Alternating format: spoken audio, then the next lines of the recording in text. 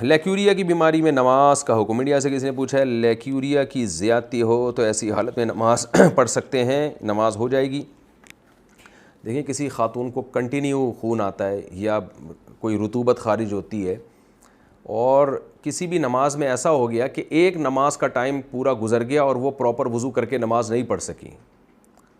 تو کوئی بھی جب ایک نماز کا ٹائم ایسا گزر جائے گا نا کہ اس میں وہ وضو کر کے نماز ہی نہ پڑھ سکیں, کنٹینیو وہ لیکوریا ہوتا ہی رہا, تو وہ خاتون پھر معذور کہلائے گی. جیسے کسی کو پیشاب کے قطرے آتے ہوں تو ایک نماز کا ٹائم ایسا گزر گیا جس میں پیشاب کے قطرے کنٹینیو آ رہے ہوں کہ وہ وضو کر کے نماز پڑھنے لگے اور پھر قطرہ آ جائے یا نماز کے دوران قطرہ آ جائے, تو اس کا مطلب وہ معذور ہے. جب ایک دفعہ معذور بن جائے تو پھر ایسی خاتون ایک وضو سے جتنی چاہیں نمازیں پڑھیں, تو لیکوریا سے ان کا وضو نہیں ٹوٹے گا یا پیشاب کا قطرہ آنے سے وضو نہیں ٹوٹے گا, کیونکہ ایسا شخص معذور کہلائے گا. تو جب بھی نیا وقت داخل ہو وضو کر لیں اور اس وضو سے قرآن بھی پڑھیں, نماز بھی پڑھیں اور تلاوت بھی کریں, جتنی چاہیں نمازیں پڑھیں. پھر جب نئی نماز کا وقت آئے تو نیا وضو کریں. پھر یہ خاتون یا ایسا شخص جو قطرے کا مریض ہے یا وہ خاتون جو لیکوریا کی مریض ہے, وہ معذوری کی فہرست سے اس وقت نکلیں گی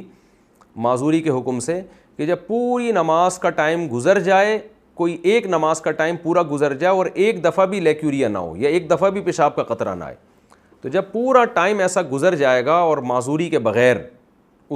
تو اس کا مطلب اب یہ ٹھیک ہو گئی ہے, تو پھر اس پہ صحت والے احکام ہوں گے جو نارمل احکام ہیں.